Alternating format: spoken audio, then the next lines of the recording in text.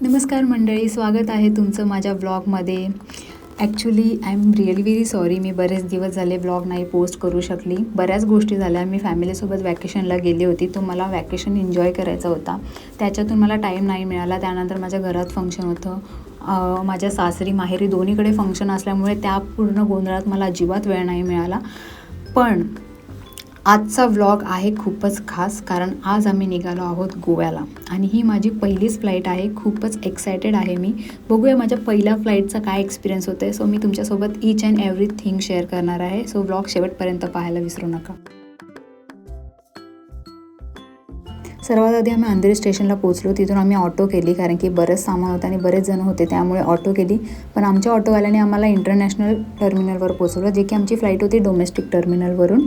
T1 आणि T2मध्ये थोडा त्याचा गोंधळ झाला, पण शेवटी बरोबर जागी पोहोचलो आणि तिथून सुरू झाला आमचा प्रवास. सिक्युरिटी चेक, बोर्डिंग पास आणि मग विमानाची वाट पाहणं, सगळं नवीन होतं माझ्यासाठी. नवीन पण खूपच भारी. आता आम्ही चालू एअरपोर्टच्या वेटिंग हॉलमध्ये, बिकॉज फ्लाईटला अजून 1-1.5 तास बाकी आहे. तोवर काही ना काहीतरी टाईमपास तर करायला लागेल. ही आहे सानवी, आमच्या सगळ्यांचं लक्ष वेधून घेणारी माझ्या लहान दिराची मुलगी. तिची एवढी मस्ती चालू होती. आम्ही 1-2 फोटोज खाल्ले, थोडं चटरपटर खाल्लं आणि फायनली फ्लाईटमध्ये जाण्याची वेळ आली. हा प्रवास खूप स्पेशल आहे, कारण सगळं कुटुंब सोबत आहे. फॅमिलीसोबत ट्रॅव्हल केलं की कधीच बोरिंग वाटत नाही. हसणं, मस्ती, थट्टा मस्करी सगळं इतकं एंटरटेनिंग होतं की कधी वेळ गेला कळलंच नाही. फॅमिलीसोबत प्रवास करणं म्हणजे फक्त ट्रीप नाही, तर ती एक आठवण बनते, जी आयुष्यभर लक्षात राहते.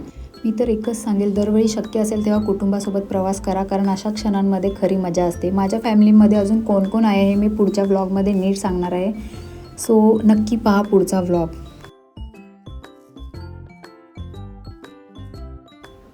आमची फ्लाईट रात्रीची होती आणि रात्रीचं एअरपोर्ट लाईटने भरलेलं होतं. वातावरण इतकं भारी वाटत होतं.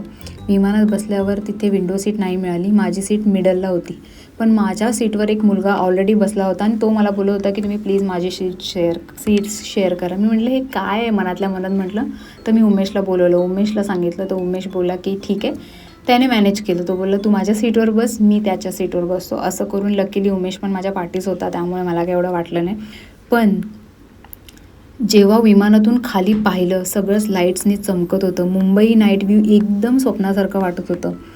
जाम भारी. थोड्या वेळानंतर माझं डोकं दुखायला लागलं. कदाचित एलिव्हेशनमुळे असेल, पण माझं डोकं पूर्ण फ्लाईटमध्ये दुखत होतं. पण बाहेरचा व्ह्यू बघता बघता कधी गोवा आलं कळालंच नाही. गोवा एअरपोर्टवर पोहोचल्यावर वातावरण वेगळंच होतं. फ्रेश हवा, शांतता आणि ट्रॅव्हल्सचा थकवा सगळं विसरायला झालं. माझ्यासोबत माझं संपूर्ण कुटुंब होतं आणि सगळ्यांसोबत प्रवास करणं म्हणजे एकदम धम्माल.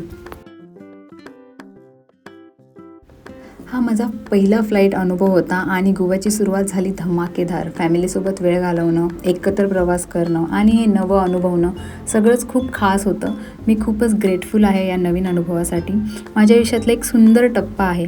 सो असं करत आम्ही घरी पोचलो. घरी गेल्यानंतर आम्ही काहीतरी पोटाची सोय केली, म्हणजे काहीतरी हलकंसं खाऊन झोपलो. जर तुम्हाला हा व्लॉग आवडला असेल तर लाईक, कमेंट आणि सबस्क्राईब करायला विसरू नका. पुन्हा भेटूया.